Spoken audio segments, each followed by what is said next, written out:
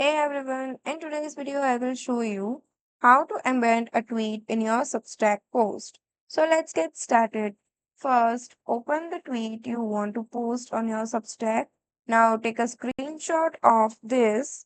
For example, I'm taking this picture and then go to your Substack and create a new post like this and then add the image here by go to add image and click on screenshot, select the screenshot and click on the open button.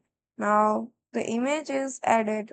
Now we have to add the link of the image. So head over to the tweet post again and click on the share button. As you can see here, the option of copy link. Click on this and go to the Substack post. Now at the top of your screen, you will see a link icon. Click on this and a new window will pop up.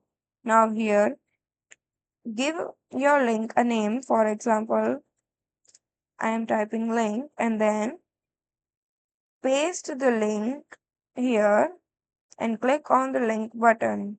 So this will add the link to your tweet Substack post. So that's it. You have successfully embedded a tweet in Substack post. Keep in mind, tweets appear in the web version of your post, not in email. So that's it for the video. Thank you for watching.